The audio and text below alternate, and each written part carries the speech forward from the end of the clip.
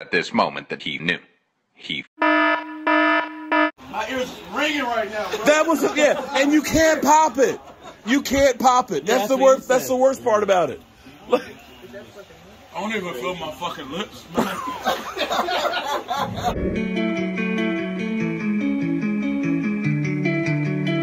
Says on the beat, boy.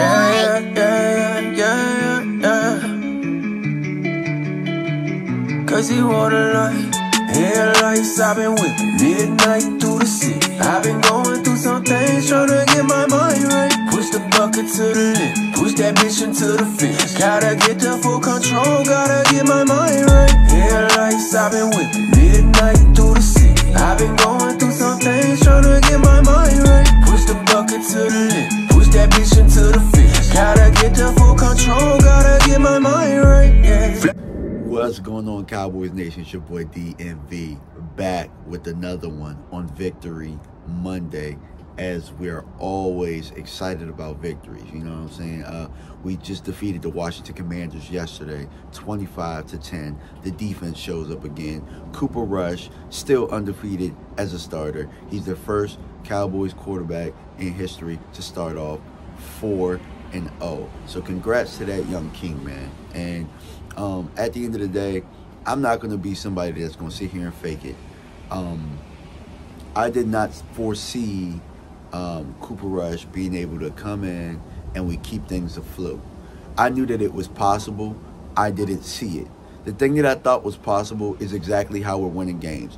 We're not necessarily blowing doors off. We're not exactly an explosive offense. But I knew that if the game was managed correctly with this defense in our run game, that we could get by without Dak Prescott being there. And lo and behold, we've been doing a little bit better than expected.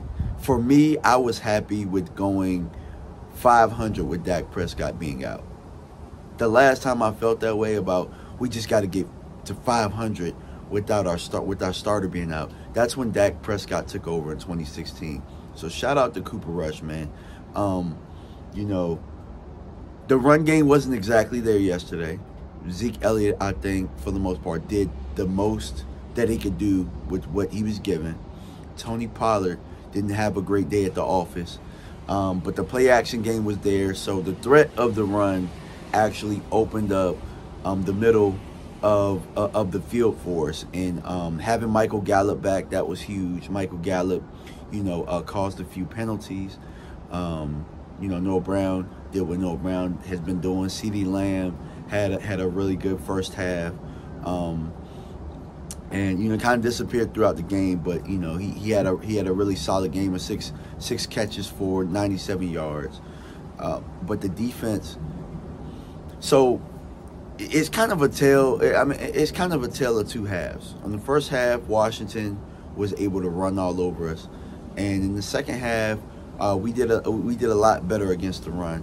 But if you look at this defense, this is a top 5 defense that is 27th against the run.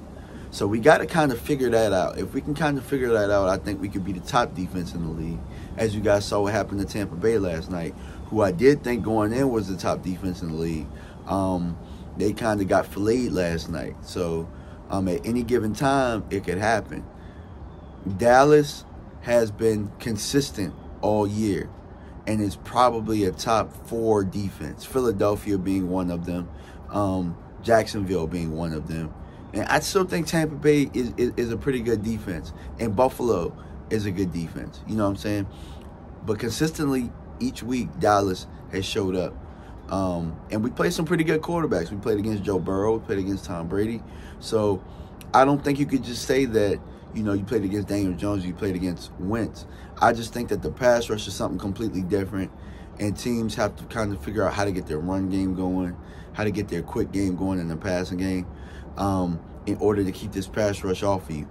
Dallas has done a very good job of keeping things in front of them. Trayvon Diggs is having a pretty solid year. Anthony Brown isn't messing it up too bad. You know, he's playing pretty solid too. Our safeties are playing solid.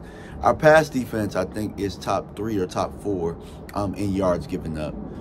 We have 4 interceptions on the year in 4 games.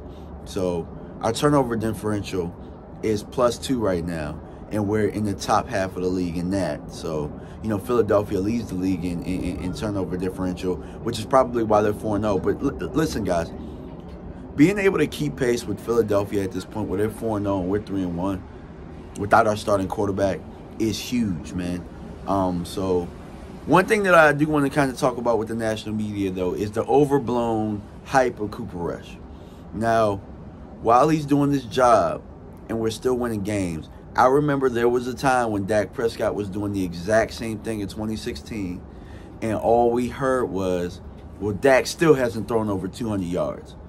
If you look at what Cooper Rush is doing, he's around the 200-yard mark, 215, 225 range, and it's winning games. I think that what people need to look at is that formula for this team, for this organization, is what's needed. We don't need a quarterback to throw 40, 50 times a game. We just have to keep balance. At one point, I saw that the first 44 plays were 22 runs, 22 passes. So this team has to be able to mix it up and not put their defense in tough situations and allow the defense to work, get you the ball back, and play the field position game. You got one of the best punters in the game. You got one of the best returners in the game. Keep getting first downs on offense, even if you have to punt the ball, and back them up and make teams have to have long drives down the field. And then score when you get in the red zone, score touchdowns. You know, we get quite a few field goals, but we also have to score touchdowns like we did in yesterday's game. And I think this team will just be fine. It doesn't matter who they play. I think that this is the formula for success. But let me know what you guys think, man. I just kind of wanted to get out here and give you guys a synopsis of what I was thinking the day after. Also, speaking of the day after, it's the day after the chip. Your boy, I'm not going to lie, it's burning a little bit. But, you know, I handled it like a champ yesterday. And if you guys want to see my reaction to the chip, you know, go check out my channel. I have a video of me just looking at the camera while I'm eating the chip and reacting to it. And also Mark Holmes has a video out there as well of me reacting. And I think I did a pretty good job of reacting to the chip if you look throughout, you know, worldwide and seeing how people, you know, handle the chip.